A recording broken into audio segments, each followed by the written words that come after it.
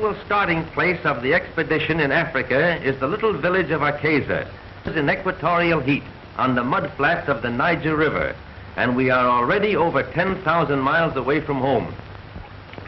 Adventurous missionaries, ivory traders, and elephant hunters have used this town as a jumping-off place many times before us, and signs of civilization are apparent.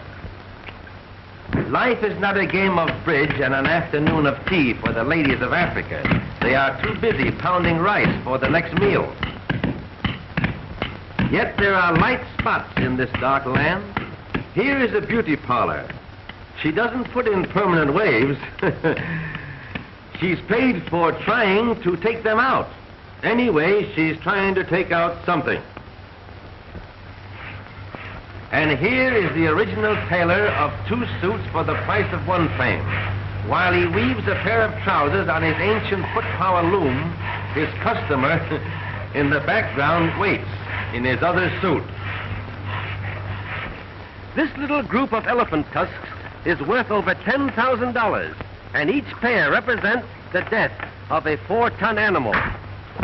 Here we charter an old-time wood-burning stern-wheeler, which will carry the expedition approximately 500 miles up the Niger River. From that point, we will travel by truck, and the foot safari will carry the supplies. Hundreds of gallons of gasoline and oil for the truck must be transported and deposited at convenient points along our proposed route, in this manner or on the backs of our native quarters. We engage most of the town's population at 25 cents a day to chop wood for the boat and gather drift logs from along the riverbanks in their primitive canoes, which are hollowed out of a single tree.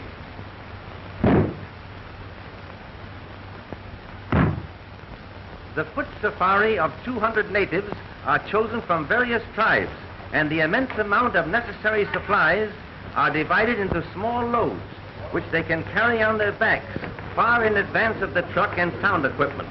The fact that each tribe speaks a different language lessens the possibility of them all striking or quitting the expedition at one time.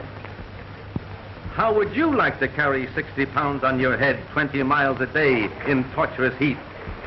Finally, the entire expedition is loaded onto the steamship which will carry us up the Niger and into the heart of the dark continent. Then we will begin our great trek across equatorial Africa, where man is the prey of animals and animals the prey of man. Africa the unknown. The crossing of the Shari River presented a problem until we found a trader with a small portable motor attached to a rowboat. Our own men fashioned a flimsy raft of 3 dugout canoes, which didn't look very safe, but was better than nothing at all. So we put the truck on and took the chance of walking back if anything happened in midstream. Goodbye, everybody. However, many trips landed everything safely, and on the other side we met some lonesome Frenchmen who treated us to wine and a very fine dinner. They were surprised to find that we had come all the way from the west coast by motor. At last we arrive on the edge of the great Ituri forest, in which elephants, the largest of all animals, and pygmies, the smallest of men, are found.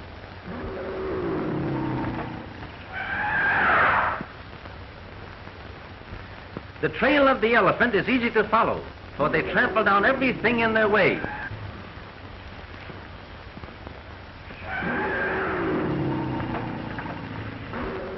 Larger in size, but comparable in bulk to the rhino, elephants differ greatly in brains. They are the wise, are the most stupid.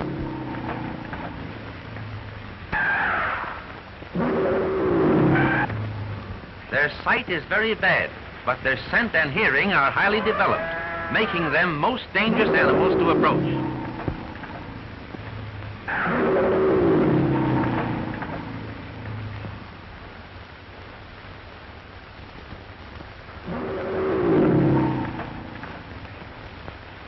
A family like this are very loyal comrades. They have been known to carry a wounded pal away from danger, supporting his immense body between them at the risk of their own lives. The African elephant, unlike his Indian namesake, has never been successfully trained for the use of man. Until recent years, ivory hunters penetrated the haunts of the elephant for centuries, killing millions of these majestic mammoths and taking away nothing but their tusks. We had been unable to find a route through the dense forest to the pygmy village, so we seized this opportunity to bribe our way with salt, which necessity of life is very difficult for them to obtain. Boy! Kuja hapa! Kuja! Kuja hapa! Here you are. They love it. Like a child loves candy. It's very scarce in the forest. Chumbi! Chumbi mingi! Kuja!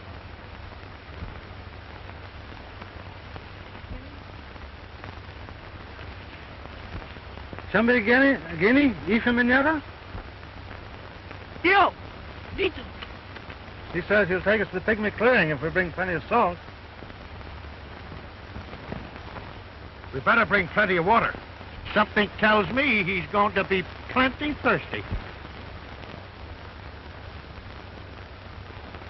Finally, our little guide brought us to a clearing in the center of the deep Ituri forest, and hundreds of pygmies came from all directions to greet us.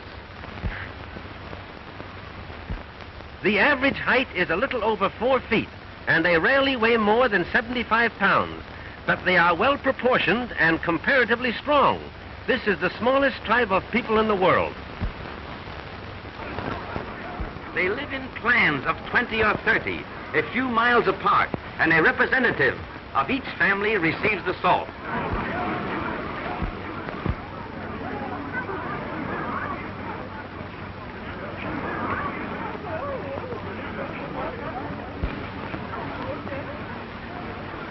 The clan leaders are in turn ruled by a great king who occupies his throne through blood succession, just like the crowned heads of Europe. He is honoring us by coming in from the depths of his forest capital. We wanted to pay our respects to His Majesty there, but the darkness in the interior makes photography impossible, and the king graciously offered to come to us in the clearing. He is comparatively young, and both he and his subjects show character and intelligence. In this, they differ from most of the other African tribes. Besides supplying music for the dance, these great tom-toms boom out messages in a code similar to our telegraphy. Everybody dances in Pygmy Land, and their chanting, while not particularly harmonious, has a fast rhythm that makes the feet want to do things. These are the original hot dogs. The Pygmies have practiced companionate marriage for centuries, long before Judge Lindsay was ever heard of. If a marriage doesn't take after a year's tryout, they start all over again with a new wife. No one is allowed more than one wife at a time, except the king. He gets 2 for safety's sake, to ensure a son and future king. These are the queens. They are very modest and shy when the king is around. According to scientists who have made a study of the past history of this race, the pygmy is not really a Negro, and their faces certainly show a great similarity to nearly every other nationality in the world.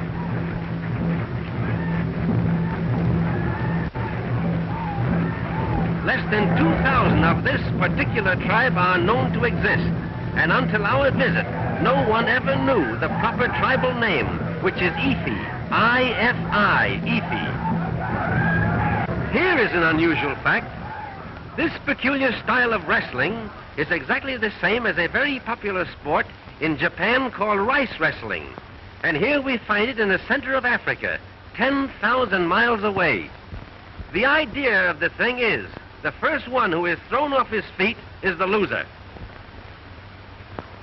They make everything that they use, and the jungle furnishes them with food. Here they are constructing arrows. The shafts are made from the hearts of palm trees, which are strong, light, and durable. Look at these beautiful teeth. A dentist in Africa would have a great chance. to starve to death. They mine and smelt their own iron, which they mold into arrowheads. The big savage in the center is the official poison mixer for the whole tribe. He actually stands only 5 feet 10 inches, but the difference in height is so noticeable that he looks like a giant beside them. This man belongs to another tribe and is maintained by the pygmies for one purpose. He mixes the poison. Then they dip their arrows into it and put the blame on him for whatever they kill. Their own conscience is clear because the force of the arrow will not cause death, but the poison does. That's their way of escaping responsibility. Darn clever, these pygmies. The large mound with the little house on it in the background is a great anthill. This is where we lived while here. They shoot very accurately, but depend more on the poison than the force. By their fat tummies.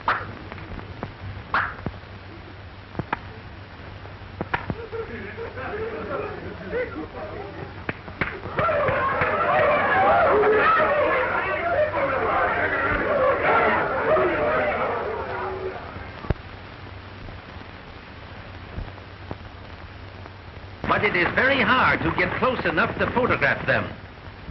Any unusual noise on the sounds of every description.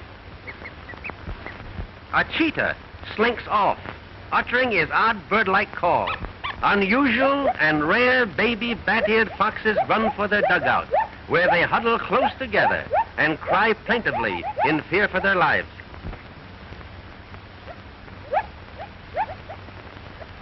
Even a herd of ostriches glide by. The huge pads on their feet muffle the sound, and they make great speed in their springy, strutting manner. It's like Mother Nature holds a grudge against the zebra. Its glaring stripes make it an outstanding target for beasts of prey in search of food. Almost powerless when attacked by a lion, but oh boy, they kick and bite viciously when bothered by other animals.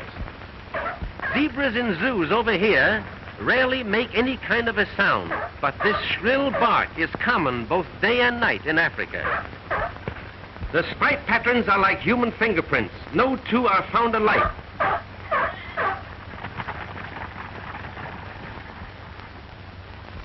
They are often found grazing in company with a herd of topi, which are similar to a large American deer. These two widely separated species often fight together against their common enemy, the lion. The ripples across the picture in the background are heat waves, for it is 130 in the shade, and we never found much of that. Not the least bit camera conscious, just a born actor. His relations are running out on him. I don't know whether he's calling his mother or his father, but I guess he wants his mama.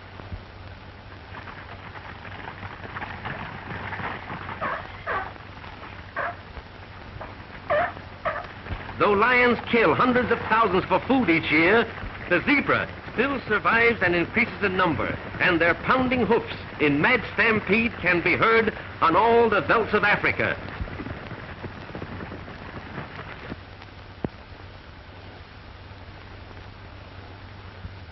Oh, the original rubberneck. You can't get close to a giraffe without him seeing you, but their curiosity is stronger than their fear, and often they'll stand 100 yards away and gaze steadily down at you. They are natural-born reachers. They will drink every day if near water, but they can get along without it for weeks at a time, thereby making a monkey out of the camel. A full-grown giraffe is the tallest animal on the face of the earth, often standing nearly 16 feet high. Hunters rarely kill these harmless monsters, but the natives often do, for the hide makes a bullwhip 30 feet long without a break.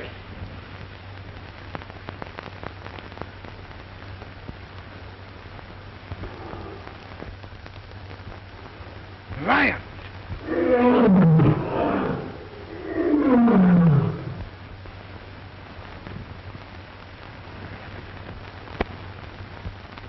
But these two lions are stuffed with food and lazy. They're just looking for a shady place to snooze. But Mr. Giraffe doesn't trust them. He just remembers a very important business engagement elsewhere. For such awkward bodies, they can make great speed, sometimes traveling as fast as 40 miles an hour. Our microphone registers only the hoofbeats. For giraffes, having no vocal cords, cannot utter a sound. They're just naturally dumb. But not quite as dumb as the yokel who first saw one in a circus and said, "There ain't no such animal."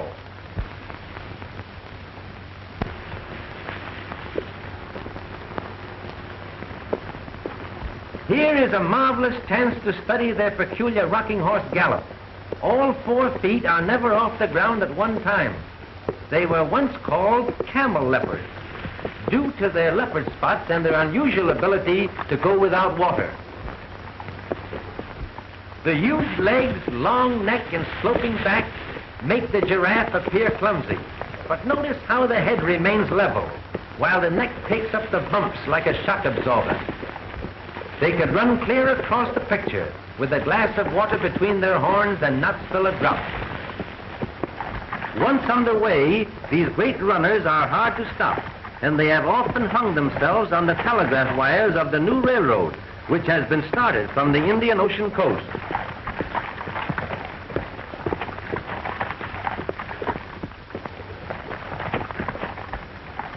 The little youngsters keep up with the old folks, even leading at times.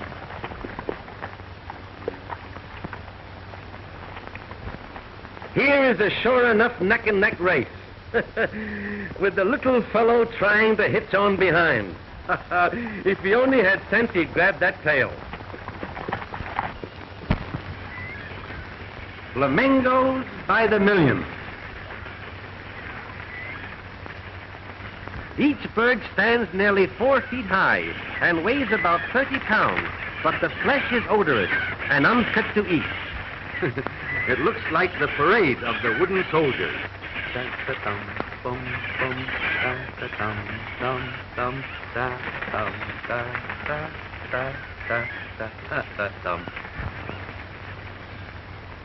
They appear to be floating, but in reality they are... It is an amazing sight to watch a flock numbering hundreds of thousands suddenly lift themselves into the air, so thick that they hide the sun. Thick is the reality of an artist's dream. A golden sun fades to a lovely pink in natural harmony with the color of the flamingo, that wing their way in vivid circles, but always within sight of the lake, which is their home in life and their grave in death. Watch the fish trying to gain the upper water so they can spawn in the place where they were born.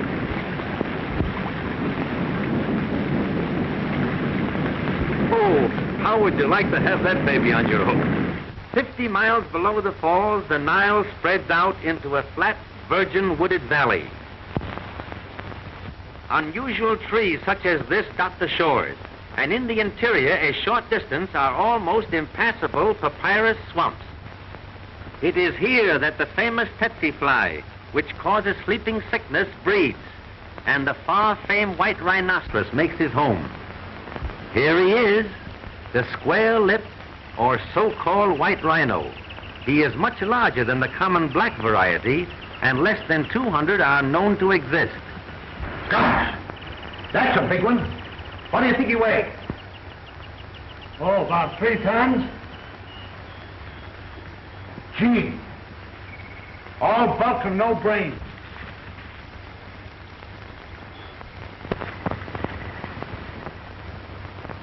Charming fellow. He'd like to make friends with you, in his own way.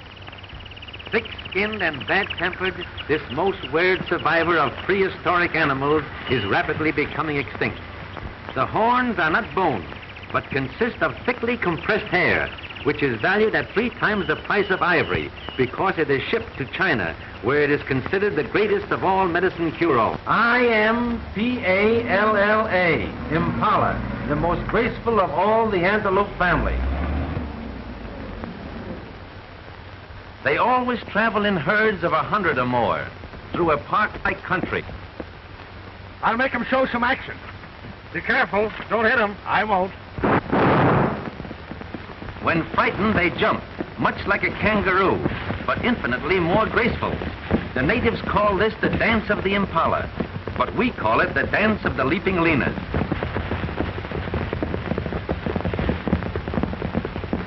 Look at that baby jump.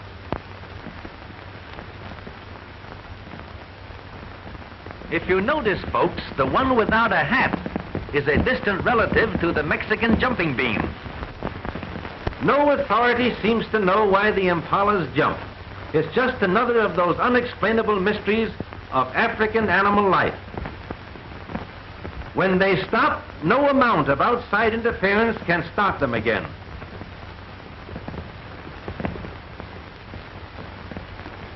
Sometimes they jump backwards to keep the dust out of their eyes.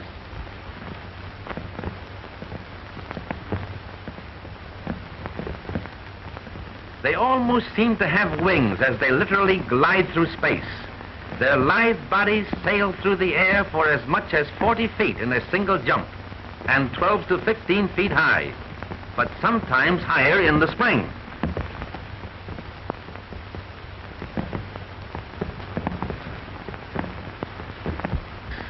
They jump higher on their mother's side than they do on their father's side. Here's a great job for a cowboy, breaking in one of these things. It's probably something they ate last night. There goes 3 of them up together. Lions eat very few impalas because the impalas keep him on the jump, and the lion goes crazy trying to catch up.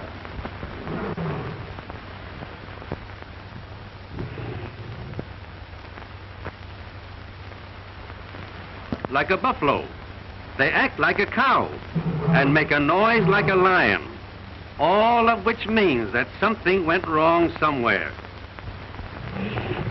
With their shaggy manes and heavy forequarters, they remind one of the American buffalo, but only at a distance, for they are much smaller.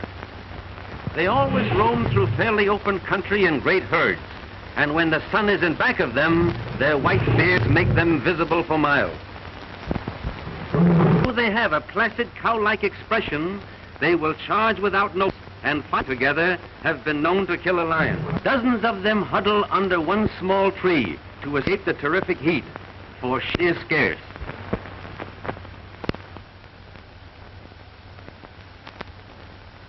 Though there are many hardships connected with an expedition of this kind, the charm of Africa lies in the ever-changing things of interest. You never know what to expect just around the corner. Paul! What is it? Look at those big grasshoppers. Grasshoppers, nothing. Those are Abyssinian locusts. The whole belt will soon be black with them. We'll have to cover everything up. Come on. Go and get that camera, quick.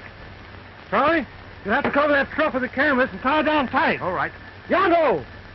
Come on, Yango. Hurry up.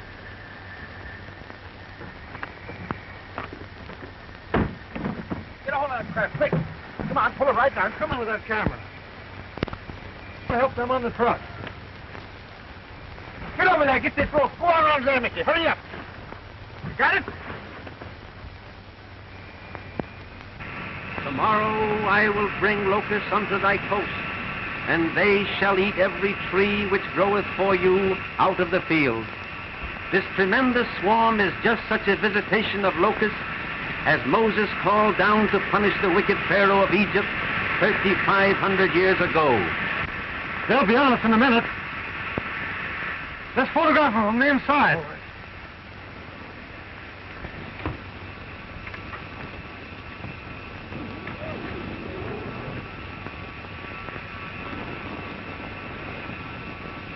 The windows of the tent were especially constructed of flexible isinglass, through which photography is possible.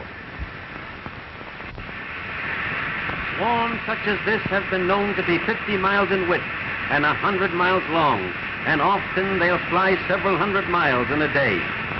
They strike terror into the hearts of man and beast, and natives in a stricken territory watch with feverish anxiety as the creatures fly overhead, praying that they will continue their flight without alighting to devour their crops and ruin their food supply. They hit the tent like hailstones. Are the boys safe? Yes, I put them in the cab of the truck. Like an enormous storm of black flakes, they cover the earth in a ravenous horde, eating every bit of grass in their path. Every animal leaves the stricken area, and hundreds die in their frantic efforts to shake off the pest.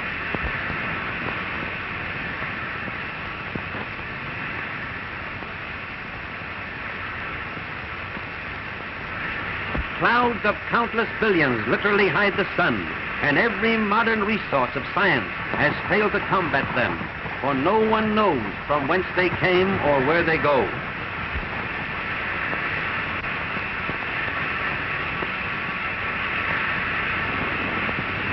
Hand of a higher power, the wildebeest know by instinct that the only way to escape disaster is by taking a course at right angles to the wind, because the locusts fly with the wind. It is estimated that there are about 60,000 locusts to the square yard, and a swarm such as this covers millions and millions of square yards. Unlike the Bible plague of old, the present plague is no respecter of race, creed, or country.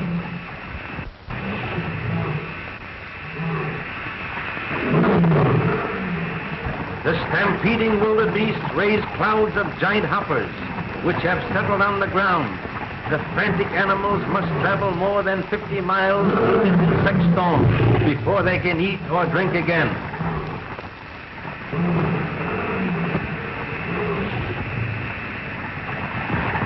In the evening, they continue to come down from the sky in millions, settling on every bit of green vegetation in the countryside. They break strong branches of trees by the sheer weight of their countless numbers, and the ground is covered with a blanket at least 6 inches deep. All through the night, they eat every blade of grass, every leaf of the trees, and in the morning, this beautiful country is transformed into a bleak and barren desert. To our knowledge, we are the first in the history of motion pictures to record and photograph this phenomenon of nature. And Moses said, "For they covered the face of the whole earth, so that the land was darkened, and they did eat of every herb of the land, and all the fruit of the trees. And there remained not any green thing, either tree or herb of the field, through all the land." With their crops and food supply ruined overnight, whole tribes of natives have been caught in a scourge like this, to die of starvation before they can get out of the devastated area. It was our good fortune that the truck contained sufficient food to carry us out of this ravaged country to our next supply station. After many days of travel in equatorial heat, we climbed to the summit of the Banaugi Mountains. Below is the Tanganyika Valley of Lions, and here among the tribe of Maasais, the most profound tragedy of the entire trip took place. And here in the shelter of a great rock, the Maasais build their manyatta, or thorn-enclosed village, which houses the old men, women, and children of this famous cattle-raising tribe. This manyatta is completely surrounded by an 8-foot wall of thorn bushes, with the cow-dung huts of the natives just inside the thorny circle. This peculiar construction is a protection against night-prowling lions.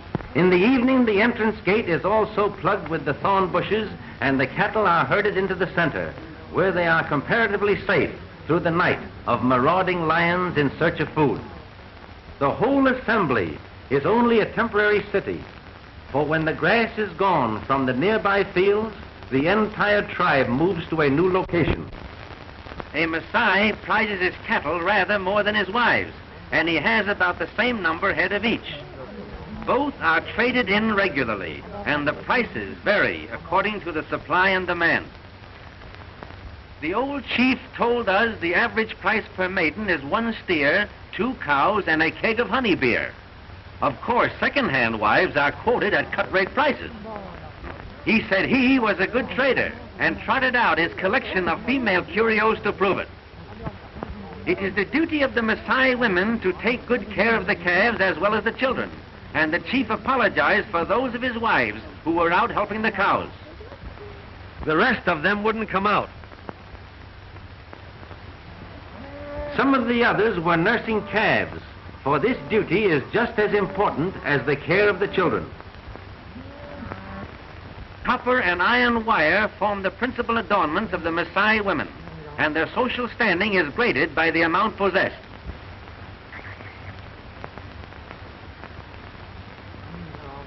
Some of the favorites can hardly lift their arms because of the weight of the many metal rings for which the fond husband has traded his precious cattle.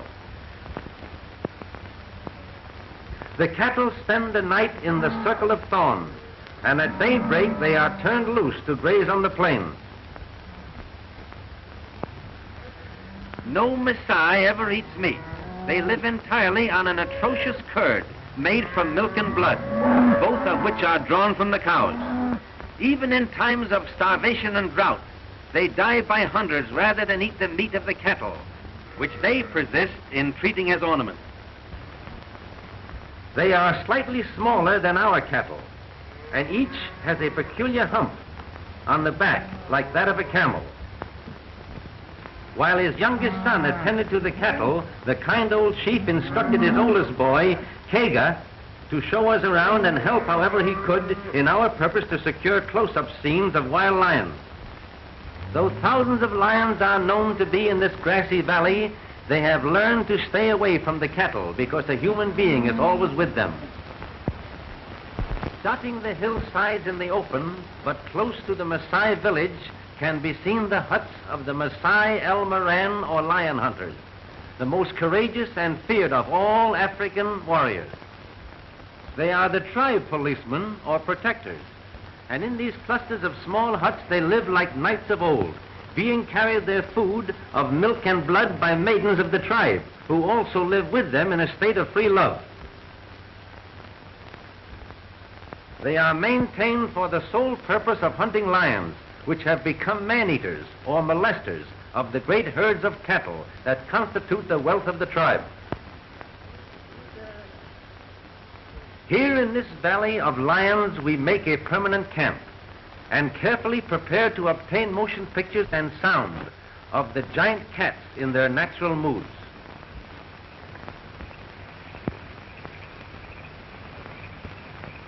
You know, this reminds me of a duck blind back home. That's practically what it is, except that we're hiding a camera instead of a gun.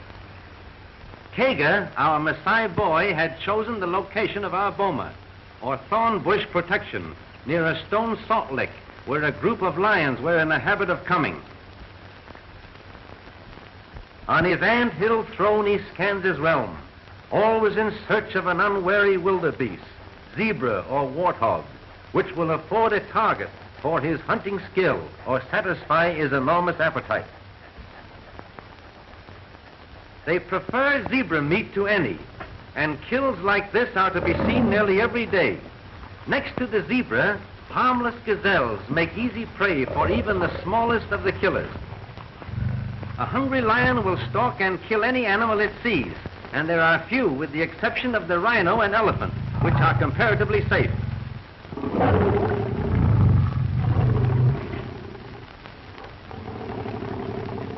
Truly the king of beasts, flesh-eating and blood-drinking, but now a picture for an artist's eye.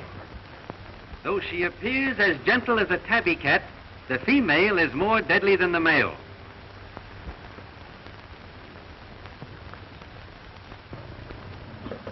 Look, she sees us. It's quiet. Look out. Here is a remarkable photograph. 2 lions have made a wildebeest kill, and the herd can be seen in the background, even before they had a chance to get away. Even at that, some of the best pictures escape our camera. For instance, we saw this great female leap clean over the hedge in the background, carrying a 200-pound gazelle in her teeth. Lions are not supposed to be able to climb trees. But how would you like to be where the meat is?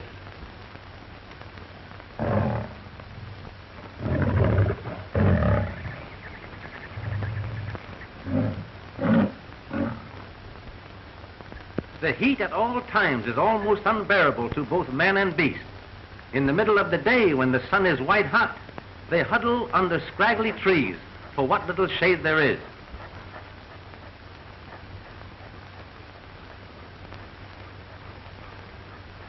Lions are rarely found in large numbers, and it is quite unusual to photograph 7 at one time. At 3 months of age, the cubs cry for meat, and mother must provide. For these have not yet reached the age when they can make a kill of their own.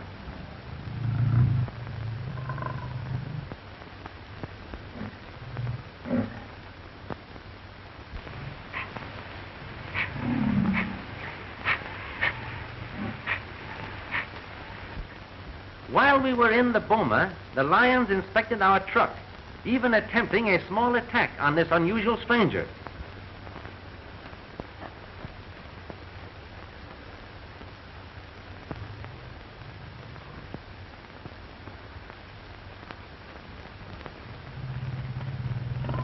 They tore off a spare tire and slyly took a little nibble at it. They seem much surprised when it doesn't bite back.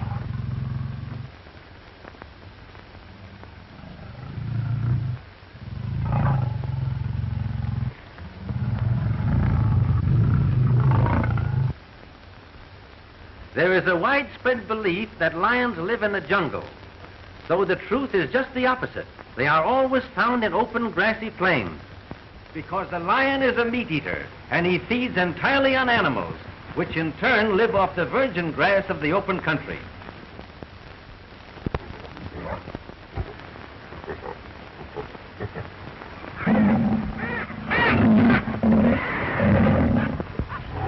She carries this 200 pounds of dead weight like a house cat would a mouse. But lions never tease a victim. They break the neck instantly with a tremendous swipe of the paw and eat what they want almost immediately. Others have caught the scent of the kill and come in uninvited to attend the banquet.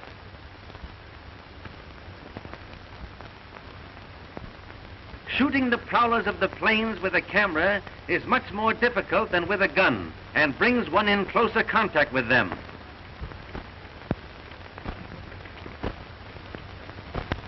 There are no place cards at this feast, but despite their noticeable lack of manners, it is a remarkable fact that they seldom quarrel over a kill, but share it amicably. So great is a lion's appetite that he must make a kill every 2 days in order to exist. The thousands of lions in this section kill hundreds of thousands of animals each year for food alone.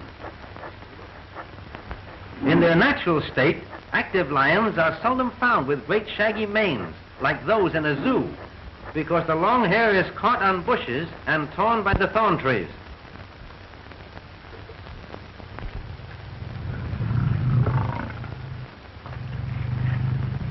Trigger!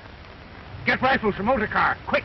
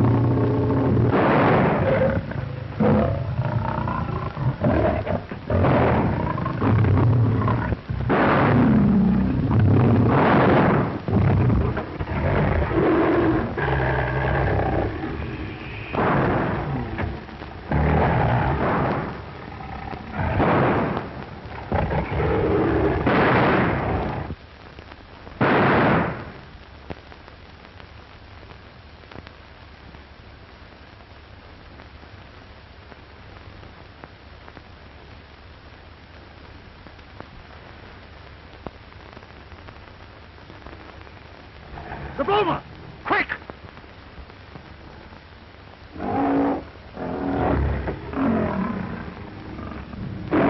One big male even followed us toward the boma. It is very interesting to watch a lion shy at the sight of thorn bushes when he will charge straight at a firing revolver. After reloading our revolvers, it was useless to continue the battle because it was already too late to do anything for poor Kaga.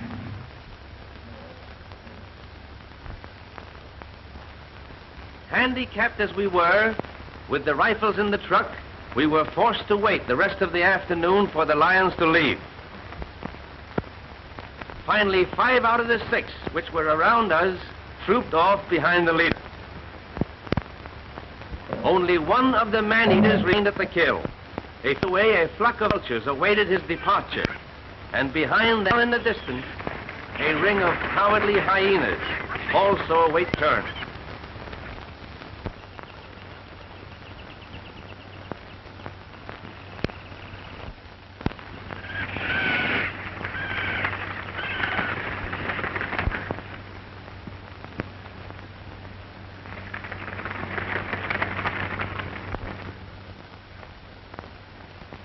It's going to be tough to tell the poor old chief about Kaga.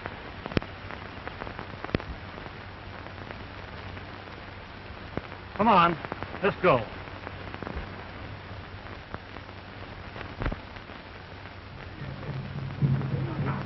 The code a savage, a for a life. The council of the elders are meeting to decide which of the younger warriors shall be sent out after the lion. They have long been accustomed to kill with the spear, lions which are man-eaters or their cattle.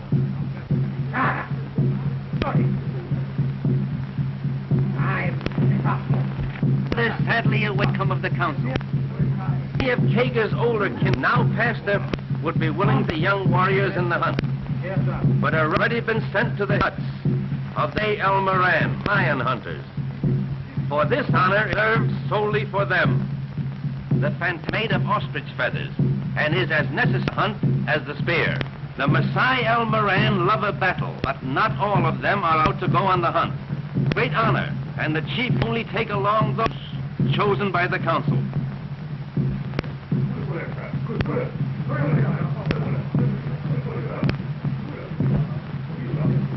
Most of the younger warriors wear headdresses made from the manes of the lion they have killed. All their lives they have lived foods, blood, milk, and water, and they are as fit as lions they hunt, cruel and fearless.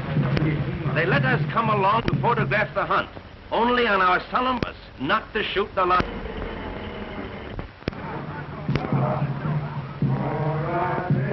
The faces, legs, and chest painted red, yellow, and white, with a substance made from the ashes of previously lions. Naked or half naked, with girdles of leopard skin, buffalo hide shields colored with bold patterns, carrying a long bladed spear. For now, master of the wild, the terror that stalks by night, this grim lord of slaughter, his doom at the hands of the only foe with him. This is the challenge.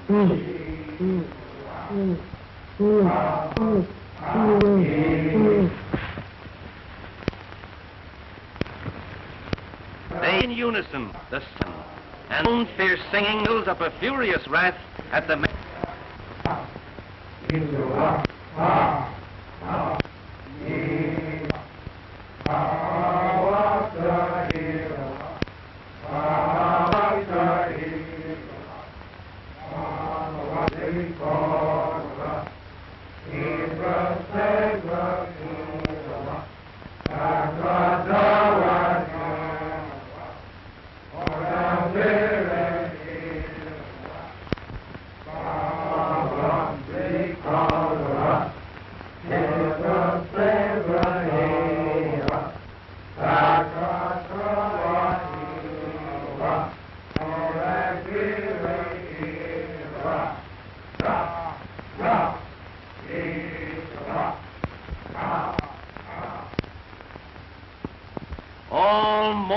the tireless Maasai warriors have advanced across the rolling, grassy plains in long lines. beating across a circle 12 miles in diameter, lie as panthers, their great muscles rippling under their smooth, dark skin. Suddenly, a short distance ahead, a great female spied us and darted off to the right. We were happy to shoot her, but we could not break our promise with the Maasai chieftain. Now the hunters divide, form the final circle around east.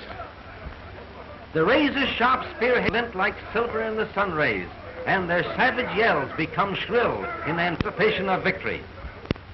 The lioness takes temporary refuge in the weeds, and now we see that there are two of them, but it is too late to inform the Maasai.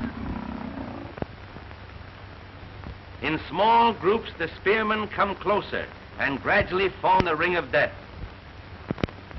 One by one, they take their ring, and each, when he is near enough, crouches behind his shield. Spear in hand, his eager face gleaming over the rim. Shields held steady to body, and quivering spears poised for instant action, the men in front brace themselves for the shock of the rushing charge. The lioness watches them closely, unafraid, and seemingly withholding her charge until they are ready.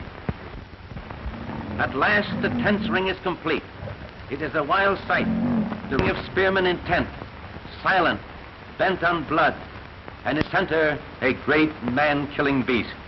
This ring, once formed, must not be broken, for the man who steps back in face of a charge is forever branded a coward.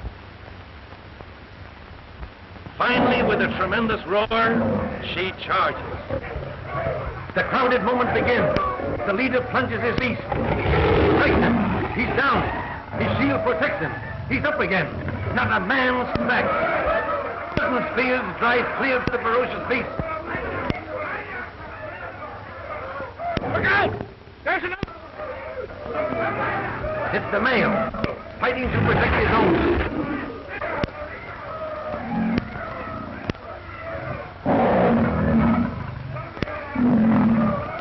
Look out! He's got another one. Quick as lightning, the spears flash again. Even as he falls in death, he bites at the spear.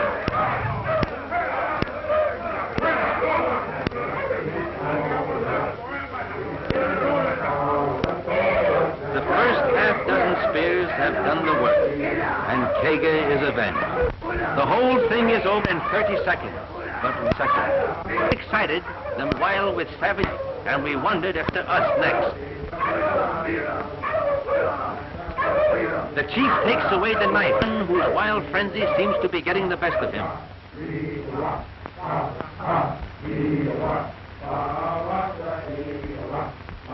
Strange to say, the victors appear unhappy over their victory, for the lion is a symbol to them of everything great, and they worship his power with deep respect.